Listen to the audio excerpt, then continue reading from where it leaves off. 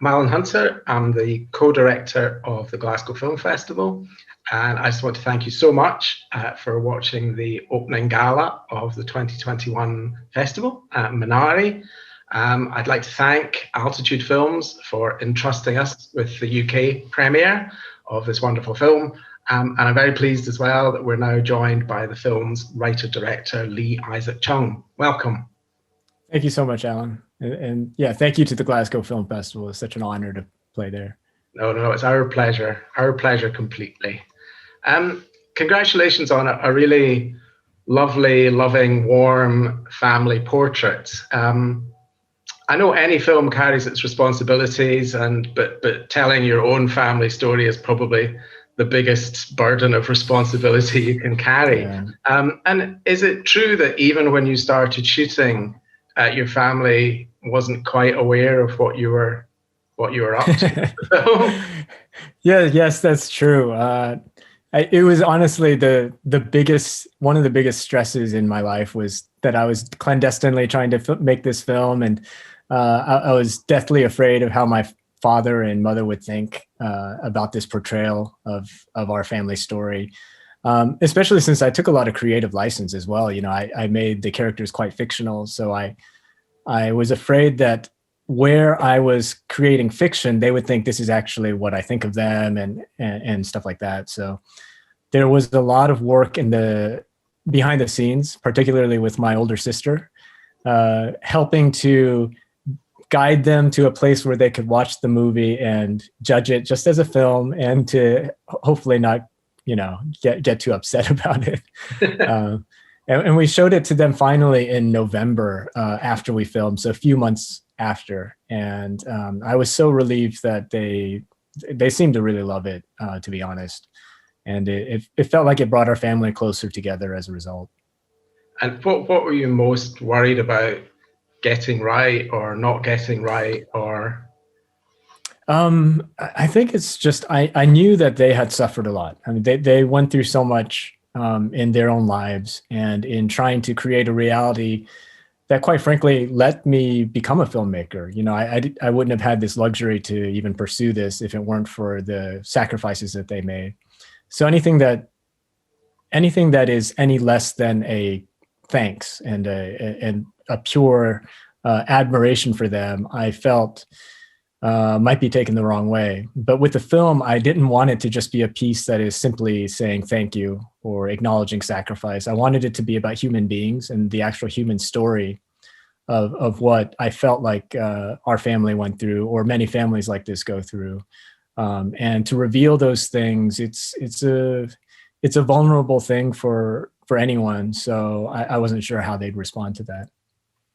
And did you feel that you were trying to recreate that period in time, or to kind of reflect on it and interpret it? Because presumably you feel differently about that now because you're a different person, you're older, and you have for a sure. different perspective on things completely. Yeah.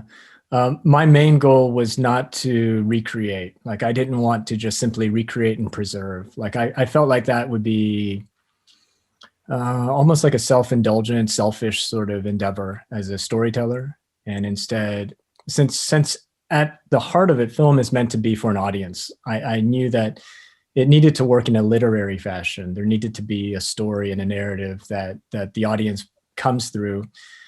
And in order to do that, I filled it with a lot more feeling of a story and also a fable. Like, I thought it should work more as a fable than as a memory piece. So that was kind of the goal and the tone, to not just be a nostalgic memory film. You've said elsewhere that Willa Cather's My Antonia was perhaps an influence. In fact, I've been reading it. Oh, have you? Yeah. Because of you. Oh, great. Beautiful book. I'm so glad you're reading it. Yeah. So what did you feel the connection was with that, or the kind of nourishment that you got from that book in terms of the film? Yeah, honestly, I was reading that book, and my initial thought was, I want to adapt this book. And that's kind of where it started. And then I learned later on that she did not want anyone to adapt any of her books. That was one of her dying wishes. And I'm a sucker for dying wishes, and I thought, okay, I can't do that. But I looked at what had caused her to write that book, and it was her deciding to remember. She felt like she was admiring all these different writers with past works that she had done, and finally with this book and Oh Pioneers, which she wrote before that, she started to just remember. So I thought I wanted to go on that journey as well and emulate that process. So that's why this story, Minari, started with about 80 memories that I wrote down one afternoon in the spirit of Willa Cather. And that's kind of why the story starts with a family following a moving truck, and you see that the moving truck says Cather. Yeah, I saw that. Yeah. And I thought, there's a nod of yeah, that's a nod. Yeah. And that's my recognition to her that she kind of started me on this journey. And there's some elements in her book that kind of made its way into the Minari. There's the suicidal farmer, which we allude to. And, that feeling of farming being a difficult work, and there are snakes in her garden, and there are snakes in this garden as well. And when you write this, how difficult is it to write a film that has sort of balances of sympathies? Because it's not here's a hero, here's a villain, and making things simple. It's a kind of getting to understand people with what motivates them, what drives them, what are their flaws, etc., etc. Is that many kind of drafts of trying to get to that balance and understanding? Yeah, I guess I try to be as detailed as possible about every character's backstory, and then I look for ways in which that character and backstory can come out and then be juxtaposed to other characters in the story. So I do this long process of writing all the characters on these various lines in a document, and then seeing where they align. And I find that I take great delight in when a human being does something that is very human and revealing. And that's kind of the joys of the details that I find in writing. So that's something that I wanted to be a real texture of this film, that you just see little moments of them being very human, like the grandmother watching wrestling, for instance. It's a throwaway moment, but it's something that amused me as I thought about it. And I wanted more and more of that to creep in. And is that something you give to actors? I mean, if you've worked out backstories and quite detailed things, or is that just for you? I keep it just for myself. And then one day, Yeti was asking me, when did Jacob and Monica get married? And then I was like, let me look that up. And I was on my laptop looking it up, and she was over my shoulder, and then she saw my master document of dates. Okay. And she said, please give this to me. And so I sent it to her, and so it's only if they really want it, because I want them to create their character, to take a script. And for instance, I try not to write down too many, like, she looks at him sadly, things like that, because I want the actor to decide, will I be sad, and all those things. I love that process when actors take the script and reinterpret what I've written. So I try to be minimal with that. But then I found Yeti really wanted that that document in that situation.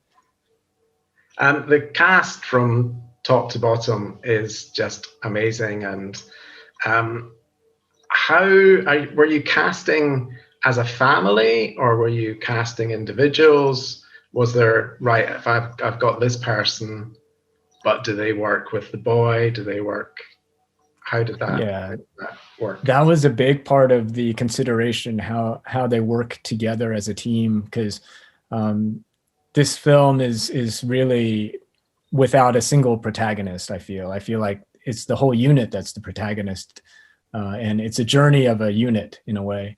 What I was teaching in Korea as a professor, and I had a picture frame, and I was putting each individual's picture in that frame as I was casting and filling out the roles.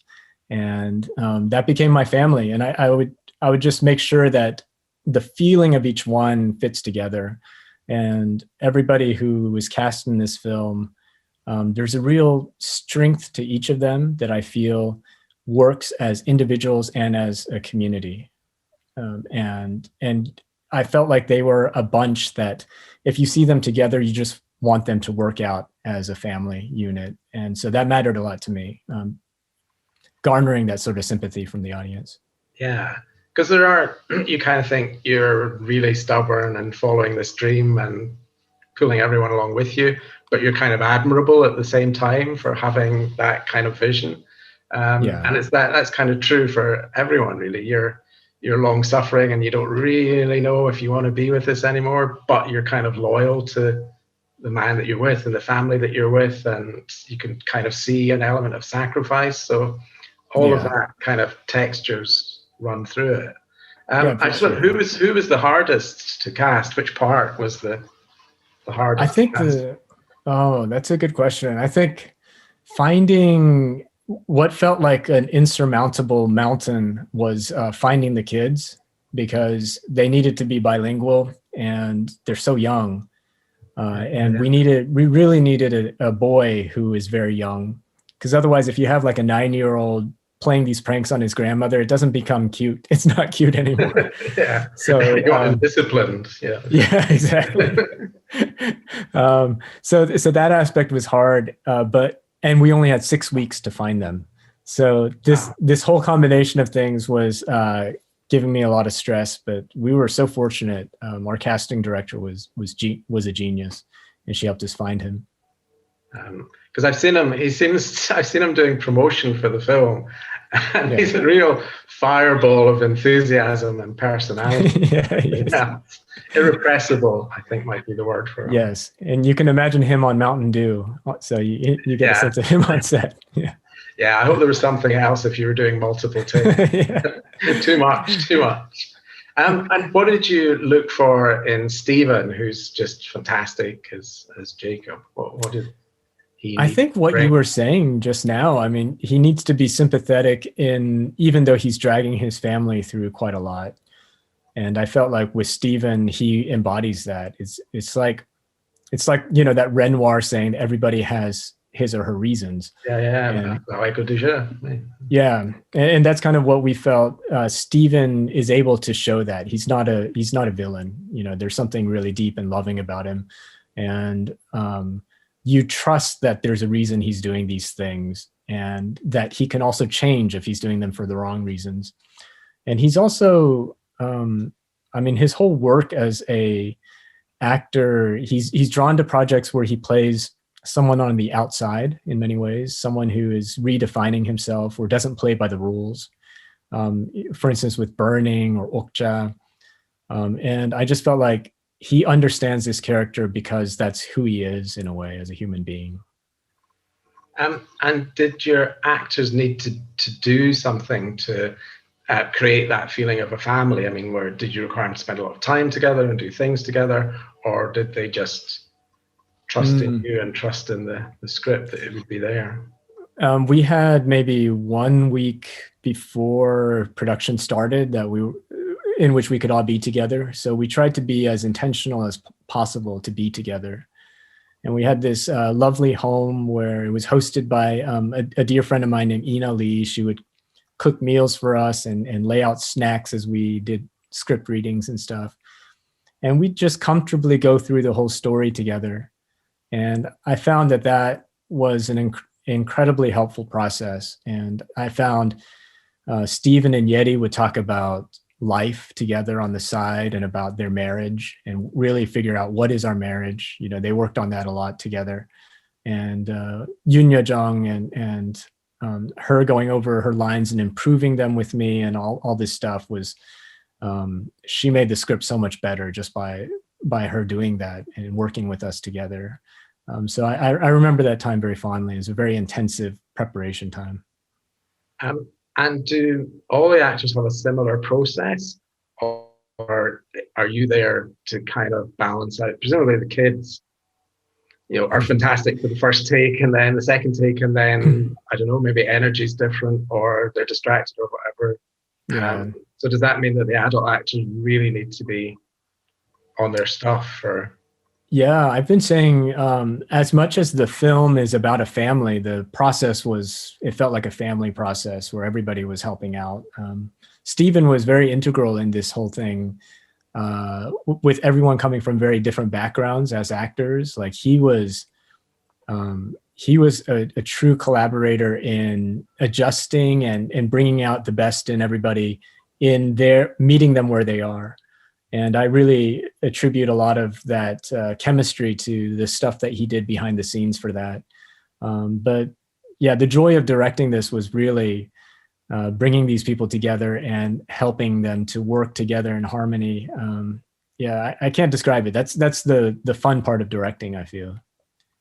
And again, when it finally came to that point of your family seeing your vision of the past, how was that, and how did they respond, and what kind of screening did you do? Did you gather them in a cinema somewhere, or did you sit them all down, or with a locked door so they couldn't leave, or what did you do? I stressed a lot about this. My wife's suggestion was, I mean, not my wife, it was my sister's suggestion. She said, have them gather with your wife's family so that they can't make a scene if they don't like the film. They can't misbehave. Yeah. Yeah. So then we arranged it at my wife's uncle and aunt's place, that we were going to watch it on their big screen TV, and we had cheese and wine and all this stuff laid out. And then the day before, my sister said, look, let's just do it ourselves, because now I'm afraid, what if they still make a scene? And then I told her, I don't have a television and I don't have any other options, so this is it. We just have to watch it there. And I was pacing back and forth. We watched it, but slowly I just see my mom and my dad and my sister, they're all in front of me. It's like the slumping of their shoulders, the way they're settling into the movie. I just started hearing a lot of sniffles.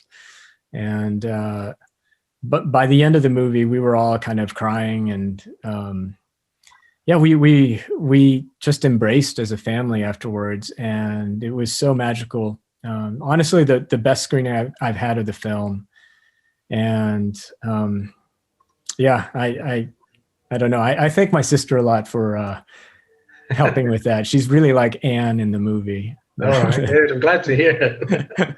And also, do you think there's been something over the past year on the film's journey that really strikes a chord with audiences and families? Because during the whole pandemic, we've all maybe been spending more time with families, or had to consider that more. And again, maybe like the family in the film, there's a kind of solidarity in our isolation that's somehow chimes with the times we've all been living through. Yeah, I think that's a great question. I heard somebody even saying, you know, we find ourselves all as immigrants now, because you know, we're in new land. We're in a new land. We're isolated, and we're having to work it out together as family. And to be honest, I don't know whether we'll meet the moment, because it hasn't come out yet. I'm curious to see how audience respond to it, but it's my hope that all those things you mentioned, and the screening with my parents is an example. I didn't expect to feel a certain resolution with my family, and to feel some walls and barriers breaking down with them that had built up through the years because of our obstacles of language, obstacles of culture, just to relate to each other as human beings and to feel seen with one another. I just hope this film can offer some of that and build some community and stuff. And that's all I could hope for. And at the very least, that people just enjoy watching the movie and seeing a cute kid. You know, I'm fine with that too. Never overcome the cute kid, the attraction. Yeah, that's right. Hopefully people that have watched the film tonight, I'll start to give you lots of feedback, so you can know from Britain. We'll send out good vibes as to how the screening went. I'd love that. Yeah. Thank you I'm so much. partial to Scotland. My sister lived in Scotland for a couple of years, so I'd go and visit her. And I would have really loved to have been there for this. And yeah, if there was a screening and I could be there physically, that would have been a highlight, but maybe in the future. You would be so very welcome in the future. We'd love to have you in the actual city, in an actual cinema with actual shared emotions and all that. But thank you so much for this, and thank you for the film. Thank you so much. Thank you, Alan. Thank you.